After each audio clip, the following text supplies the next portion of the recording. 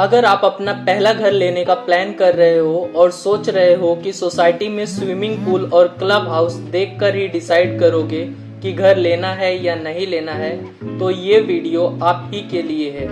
आप अपना first home bye करने जा रहे हो तो ये एक चीज जान लो, फर्स्ट होम लग्जरी नहीं होता है, फर्स्ट होम यूटिलिटी होता है।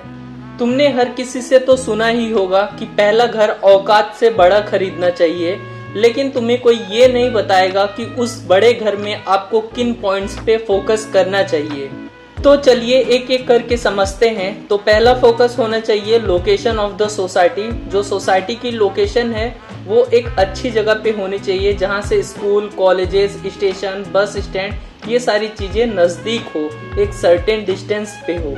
Number 2, utility connection. Utility connection में मोस्ट इम्पॉर्टेंट होता है वाटर यूटिलिटी। वो आपको ज़रूर चेक करना चाहिए कि पानी बोरवेल का है या बीएमसी का है। कई बिल्डर्स बोलते हैं पानी 24/7 है, तो अच्छी बात है, बट उस सेम टाइम पे आपको उनसे क्वेश्चन करना है कि ये 24/7 जो पानी है वो बोरवेल का है या बीएमसी का है। अगर बीएमसी का बोलते हैं तो अच्छी बात है, बट उसी टाइम पे एक और क्वेश्चन कीजिए कि क्या सोसाइटी में टाकी रखी है हर एक इंडिविजुअल की अलग से। अगर रखी है तो वो वेल एंड गुड है, और नहीं रखी है तो वो प्रोजेक्ट अच्छा तो है बट उतना भी अच्छा नहीं है, क्योंकि वो टाकी आपको तब काम आएगी जब गर्मियों में आपको पानी की किल्लत होगी। अब बात करते हैं एम्यूनिटीज के। यहीं पे लोग सबसे ज्यादा गलतियां करते हैं। अगर आपकी बिल्डिंग नई है तो आपको सिर्फ कुछ चीजों पे फोकस करना चाहिए, जिसमें से पहले नंबर पे आपकी बिल्डिंग में लिफ्ट अवेलेबल है कि नहीं, दूसरा सिक्योरिटी गार्ड विद वॉचमैन, तीसरा कि आपकी सोसाइटी में कैमरा है कि नहीं है। ये 3 से 4 चीजों पे आपको ज्यादा फोकस करना चाहिए। इसके अलावा अब महाराष्ट्र जैसे स्टेट में तो रेन वाटर हार्वेस्टिंग मस्ट हो गया है, तो वो चीज भी आपको चेक करनी चाहिए एक बार। और दूसरा सोलर सिस्टम अगर है तो वो सोसाइटी एक हिसाब से काफी अच्छी सोसाइटी है। तो चलिए अब बताता हूँ कि आपको किन चीजों पे कम से कम फोकस करना चाहिए। Garden, swimming pool, club house, sport ground, ये सारी चीजों पे आपको कम से कम फोकस करना चाहिए। और इसके पीछे का रीजन क्या है, चलिए जानते हैं। बिल्डर इन्हीं एम्यूनिटीज के नाम पे आपसे प्रीमियम वसूलता है, जबकि बिल्डर गलत नहीं होता है, लेकिन हम अपने फ्लैट या अपनी प्रॉपर्टी खरीदते टाइम गलतियां करते हैं, जिससे हमें उसका खामियाजा काफी लंबे समय तक भुगतना पड़ता है। गार्डन के नाम पे प्रीमियम, क्लब के नाम पे प्रीमियम, स्विमिंग पूल के नाम पे प्रीमियम, और ये सब प्रीमियम के वजह से जो प्रॉपर्टी आपको 30 लाख की पड़ने वाली थी, अब वही प्रॉपर्टी आपको शायद 35 लाख में या 40 लाख में पड़े।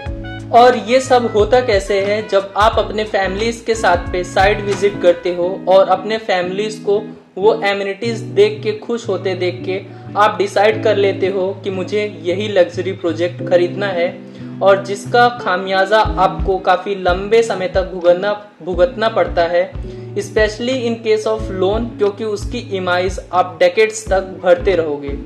सबसे बड़ी बात कि जिस एम्यूनिटीज के लिए आपने वो प्रोजेक्ट में अपना फ्लैट लिया था, अब वही एम्यूनिटीज बिल्डर के हैंडओवर करने के बाद 1.5 से 2 साल में सोसाइटी उसे मेंटेन नहीं कर पाती है और वो एम्यूनिटीज बंद हो जाती हैं। चलिए अब आपको एम्यूनिटीज की यूजेस को मैं हाईलाइट करता हूँ। पहला तो लिफ्ट, जो आप डेली यूज करने वाले हो।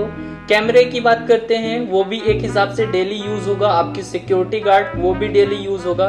बट जहाँ पे बात आती है गार्डन और अदर एम्यूनिटीज की, वो एम्यूनिटीज आप डेली यूज नहीं करते हो।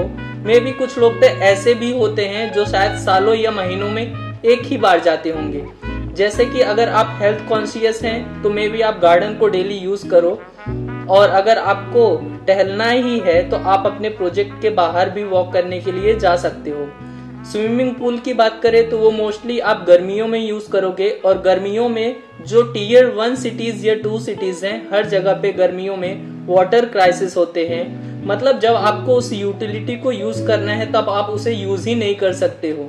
Same goes with the club house and the gym. Gym को अगर आप हेल्थ कॉन्शियस हो तो डेली यूज करोगे, नहीं तो वो जिम आपके लिए कोई भी यूज का नहीं है। एंड क्लब्स की बात करें तो शायद आप महीने में 1 बार पार्टी करने जाओ या 2 बार, या शायद सोसाइटी मीटिंग्स के लिए जाओ। इसके अलावा क्लब हाउस का कोई यूज होता नहीं है। लेकिन ये सब एमिनिटीज के चक्कर में आपने एक्स्ट्रा ईएमआईज अपने ऊपर डाली और प्लस एक्स्ट्रा मेंटेनेंस चार्जेस भी हर महीने आप पे करोगे।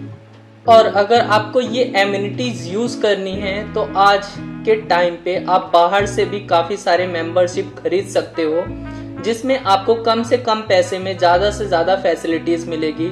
जैसे कि आप जिम मेंबरशिप भी खरीद सकते हो या आप किसी क्लब का पार्ट भी बन सकते हो, मे भी जिसके लिए आपको जो आप 5 से 6 लाख एक्स्ट्रा दे रहे हो उससे कम ही पे करना पड़े, और जिसमें आपको वो प्रॉपर्टी या वो एमिनिटीज या वो क्लब जब यूज करना हो आप सिंपली इजीली जाके यूज करके आ सकते हो। ना तो आपको उसको किसी मेंटेनेंस का देखना है ना तो किसी और चीज का।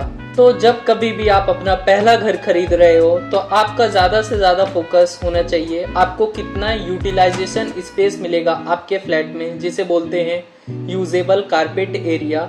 और दूसरा फोकस आपका होना चाहिए 3 से 4 बेसिक फैसिलिटीज जो मैंने आपको ऊपर हाईलाइट की हैं। बाकी अगर आप कोई भी प्रॉपर्टी में इन्वेस्ट करने का सोच रहे हो पालघर से लेके बोरीवली तक, तो आप मेरे को कांटेक्ट कर सकते हैं। मैं अपना नंबर नीचे मेंशन कर दूंगा। और बाकी आप एक बार हमारी ऐप लिवाना इको को भी चेक कर सकते हैं, जो कि प्ले स्टोर और ऐप स्टोर दोनों पे अवेलेबल है। इसके अलावा हम नेक्स्ट मंथ में हमारा पिंग मी लॉन्च करने जा रहे हैं, जहाँ पे आप अपनी रिक्वायरमेंट सबमिट कर सकते हैं और वो आपकी सबमिशन एनालाइज होगी एआई के द्वारा। और जितने भी आपके एरिया में एक्टिव ब्रोकर्स हैं उनके पास आपका रिक्वायरमेंट चला जाएगा और वो आपको इजीली रीच आउट कर सकते हैं।